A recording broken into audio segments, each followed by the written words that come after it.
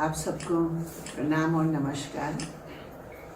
हम लोग यहाँ पार्टी की तरफ से और आदिवासी अधिकार मंच की तरफ से हम लोग यहाँ आए हैं और ये पिछले 3 दिन में हमने लगभग 100 लोगों से अधिक हम लोग मुलाकात की, बातचीत की और उनमें कुछ प्रभावित साथी थे और क्रिश्चियन कम्युनिटी के साथी थे।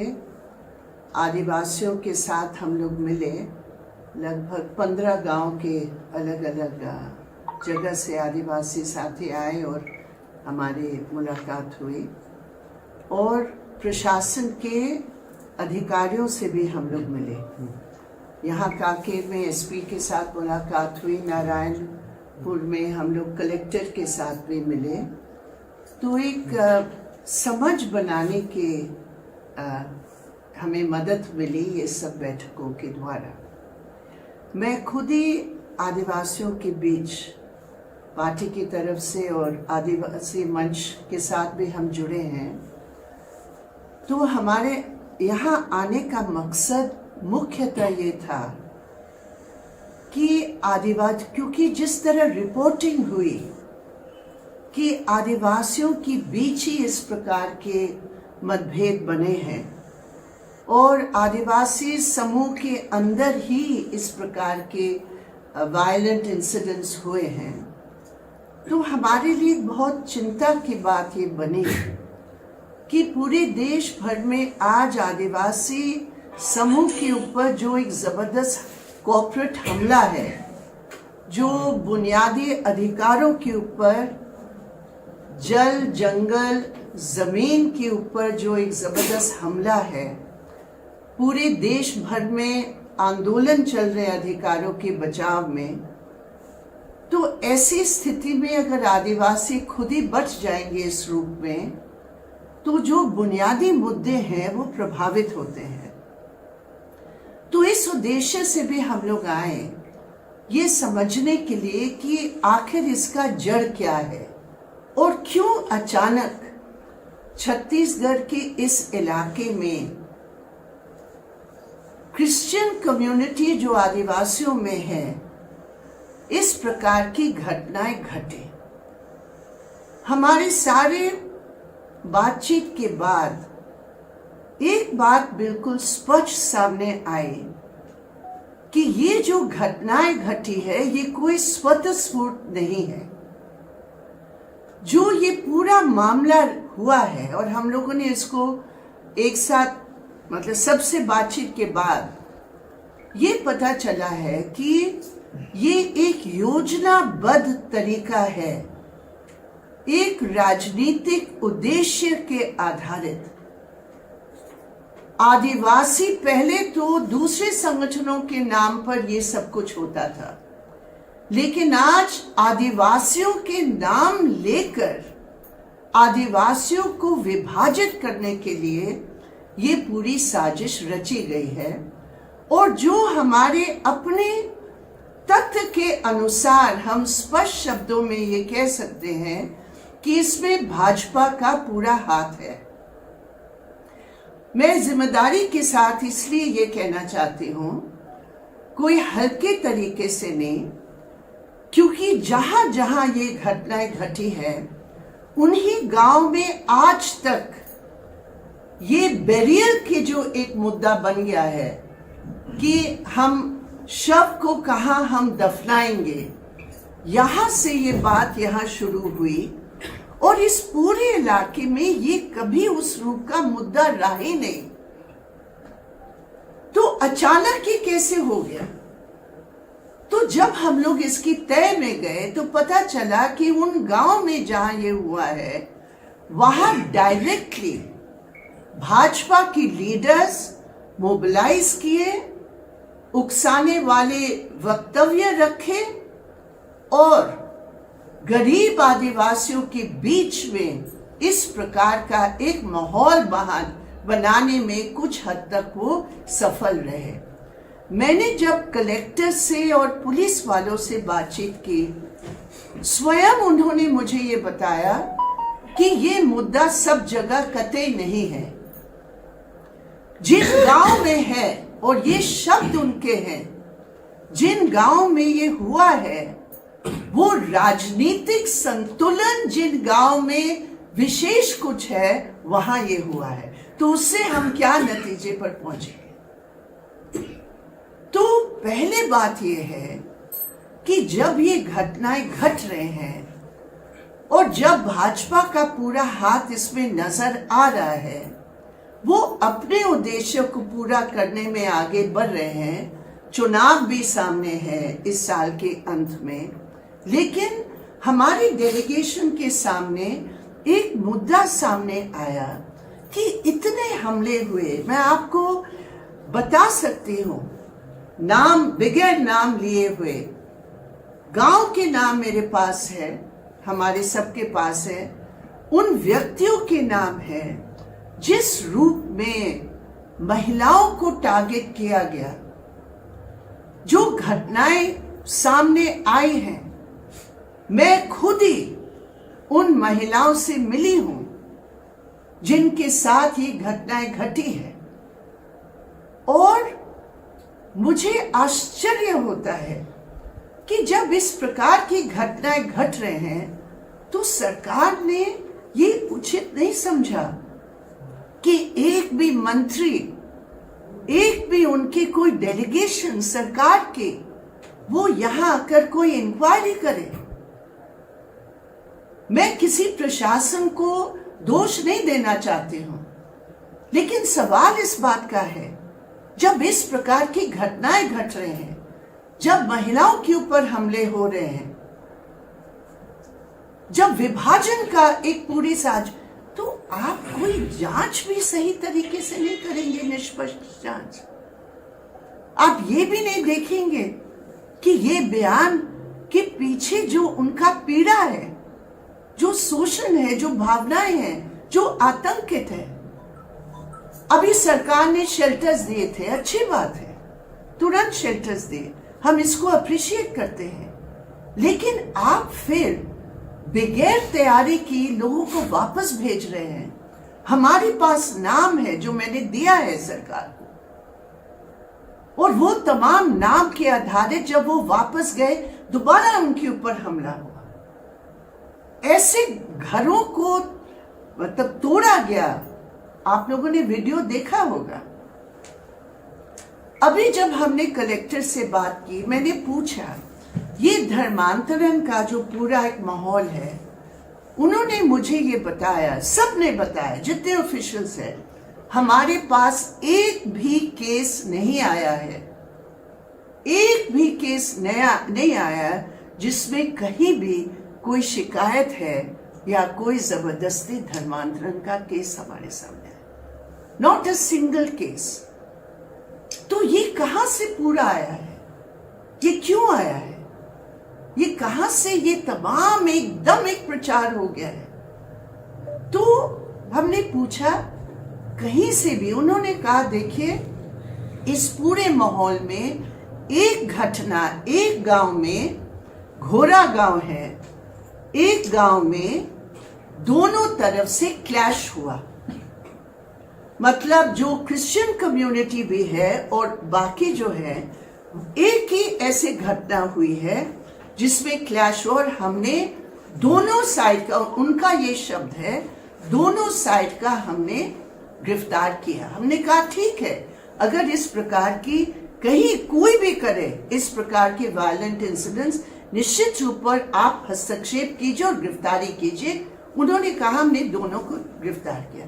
फिर मैंने पूछा, एक घटना है, बाकी घटनाओं में जो लगभग हमारे पास जो एक अनुमान है, मैं डेफिनेट नहीं कह सकती हूँ, लेकिन ऐसे जो हमारे पास आए हैं अबाउट 50 to 55 इस प्रकार की घटनाएं हुए हैं। तो हमने पूछा कि क्या मतलब इसमें ऐसे कोई दोनों तरफ से, क्योंकि सब जगह लिखा जा रहा है टू कम्युनिटीज, तो मैंने पूछा कि क्या ऐसे भी ये 50-55 जो घटनाएं हैं वो दो? उन्होंने कहा नहीं, एक घटना ऐसे हुई है घोड़ा गांव का, बाकी ऐसे कुछ नहीं हुआ है, बाकी सब अटैक से हुए हैं। तो मेरा ये कहना है, आदिवासियों को विभाजित करने के लिए, आदिवासियों के बुनियादी मुद्दे जिसके साथ पूरे देश भर के आदिवासी जुड़े हैं, उनकी जो परंपरागत ट्रेडिशंस है, ये कानूनी अधिकार है। निश्चित रूप पर हम आदिवासियों के उसमें साथ हैं, लेकिन कॉन्स्टिट्यूशनल राइट्स, कोई आदिवासी अगर अपने मर्जी से किसी धर्म में विश्वास करते हैं, विश्वासी हैं, तो कैसे किसने किसको अधिकार दिया है कि उसके ऊपर ये हमला हो? तो ये सारे चीजें दुर्भाग्यपूर्ण है, खेदजनक है। हम ये उम्मीद करते हैं कि ये अभी शांत की स्थिति बनी है कुछ हद तक, पूरा तो नहीं। आज फिर एक बड़ा कार्यक्रम है टोको वाला। तो ये जो जैसे ये जो नारे देते हैं, जिस प्रकार की भड़काने वाले नारे देते हैं, मुझे लगता है कि कहीं भी इस प्रकार के नारे हो, ये हेट स्पीच है। ये स्पष्ट शब्दों में मैं कहना चाहती हूँ, ये हेट स्पीच है। ये कम्युनली मोटिवेटेड, सांप्रदायिकता प्रभावित, नफरत वाले भाषण है, उकसाने वाले भाषण है, जो हमारे देश के कानून, हमारे देश की संविधान कोई अधिकार नहीं देता है। इसलिए प्रशासन की अभी बैलेंसिंग का कोई सवाल नहीं है। जो जहां दोषी है, जो इस प्रकार के उकसाने वाले, और वो हर बार संडे का दिन चुनकर, जब लोग प्रार्थना के लिए जाते हैं, वो चुनकर हमला करते हैं, ये अनुचित है, ये गैर संवैधानिक है, गैर जनवादिक, ये अथॉरिटेरियन है, उसके खिलाफ हम लोग हैं। और एकजुटता हम प्रकट करते हैं ये तमाम क्रिश्चियन कम्युनिटी के साथ, और साथ साथ आदिवासियों के साथ उनकी संघर्षों के लिए भी हम एकजुटता प्रकट करते हैं। हमारी बातचीत हुई कुछ साथियों के साथ, जो 2 बड़े INO प्रोजेक्ट्स हैं। मैं आपके सामने एक सवाल रखना चाहती हूँ। मुझे पता चला, क्योंकि हम लोग ग्राम सभा के अधिकार के लिए लड़ के फॉरेस्ट राइट्स एक्ट हम लोगों ने बनाया। उस समय मैं खुद ही पार्लियामेंट में थी, सेलेक्ट कमेटी की मेंबर थी मैं। हम लोग लड़के वो ग्राम सभा के अधिकार, आज हमें देखा है कि ग्राम सभा के नाम का दुरुपयोग करके इस प्रकार की सांप्रदायिक प्रस्ताव पारित किए जा रहे हैं, जबकि जहां ग्राम सभा की जरूरत है, ये पूरा INO प्रोजेक्ट से रावघाट और अमदय, वो दोनों इलाके में जो ये INO प्रोजेक्ट हो रहा है बगैर ग्राम सभा की अनुमति के, तो वहां ग्राम सभा का कोई महत्व नहीं है इन लोगों के लिए। ये जनजाति सुरक्षा समिति, वहां कोई मतलब नहीं है, वहां ग्राम सभा की जरूरत नहीं है। वहां वो इस प्रोजेक्ट को लागू करने के लिए वहां वो कोई बात कानूनी नहीं उठाते हैं। तो ये भी मैं कहना चाहती हूँ, जो ग्राम सभा की बगैर अनुमति की ये यहाँ जो प्रोजेक्ट्स करके, जो दोनों पहाड़ों पर जो परंपरागत तरीके से आदिवासियों की देव स्थल है, जहाँ मेला वगैरह हर साल लगते हैं, जहाँ आदिवासियों की आस्था भी जुड़ी हुई है, उन तमाम इलाके में वहाँ इस प्रकार की ब्रिगेड ग्राम सभा की प्रोजेक्ट लेकर वहाँ जो लागू कर रहे हैं, ये भी बिल्कुल गलत है। आज हम लोग ये तमाम मुद्दे जो मैं आपके सामने रख रही हूँ, हम लोग मुख्यमंत्री जी को, बघेल जी को हम लोग एक मेमोरेंडम बनाकर पेश करेंगे। हमने उनके लिए उनके साथ अपॉइंटमेंट की हमने रिक्वेस्ट की, लेकिन पता चला कि आज वो रायपुर से बाहर रहेंगे, इसलिए नहीं मिल पाएंगे। लेकिन हम ये मेमोरेंडम वहाँ ज़रूर उनके पास हम लोग भेजेंगे और उनको हम अवगत कराएंगे। अच्छा मैम, अभी जहाँ आप गई हुई थी वहाँ धर्मांतरण हुआ ही नहीं हुआ, क्या देखा? नहीं, कुछ भी नहीं है। वहाँ सदियों से वहाँ लोग अपने विश्वास के आधार पर कर रहे हैं। देखिए, जो धर्मांतरण शब्द, एक मिनट मैं बता रही हूँ, ये जो धर्मांतरण शब्द है ना, ये शब्द को पहले हमें समझना चाहिए। हम जो यहाँ हम लोग सिटीजन्स हैं, हमारे ऊपर एक कॉन्स्टिट्यूशन है। कॉन्स्टिट्यूशन में ऐसे कोई शब्द नहीं है। कॉन्स्टिट्यूशन में जो एक राइट है कि हम अपने मर्जी से कोई भी धर्म को हम अपना सकते हैं, लेकिन कोई भी अगर हमें जबरदस्ती, कोई भी अगर हमें कन्वर्जन करते, हमारे देश में एक कानून बने हुए हैं। तो जो आपका सवाल है उसका जवाब मुझे सिर्फ यही देना, जो पहले भी मैंने पेश करते वक्त बताया, कि इस पूरे दौरान एक भी ऐसा केस नहीं आया है सामने जिसमें इस प्रकार की कोई घटना घटी है। आपने कहा जी, पहाड़ों जो है आयरन है उससे आदिवासियों का जो देव स्थल उससे प्रभावित हुआ, लेकिन जिस तरह से बस्तर में अभी क्रिश्चियन लागी अभी जो हावी हुई है, उससे क्या आदिवासियों की संस्कृति प्रभावित नहीं हो रही है? नहीं, मैं नहीं समझ पा रही हूँ। जो आप क्रिश्चियन लॉबी की शब्द इस्तेमाल कर रहे हैं ना, मैं नहीं समझ पा रही हूँ। देखिए, आदिवासियों की परंपरागत जो ट्रेडिशंस है उसकी हमारे देश की संविधान ने इज्जत दी है, स्वीकृति दी है, और वो प्रथम है। हर आदिवासी इलाके में 5th शेड्यूल है, पेसा है, फॉरेस्ट राइट्स एक्ट है, सब कुछ है। तो ये सरकार की ये जिम्मेदारी बनती संवैधानिक कि वो सारे परंपरागत ट्रेडिशंस को वो स्थान दे, बराबर का स्थान दे। तो ये तो निश्चित रूप है, लेकिन उनमें से कोई भी अगर अपने मर्जी से दूसरे धर्म या कोई भी धर्म को अपनाना चाहते, वो उनका है। अभी ये जो पूरा इलाके में जो हम लोगों ने देखा कि आदिवासी परंपराओं की इज्जत न करके धर्म के नाम पर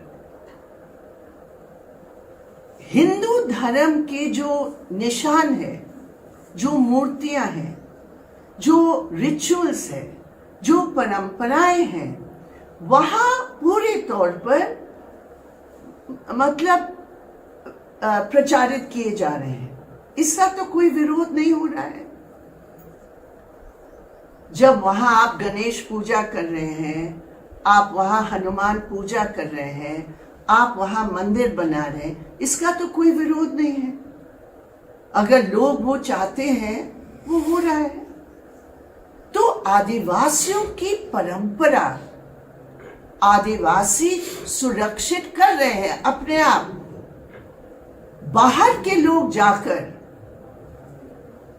अपने संकीर्ण समझ के आधार पर अपने परंपराओं को थोपने के लिए काम वहां कर रहे हैं, और दूसरों को कह रहे धर्मांतरण।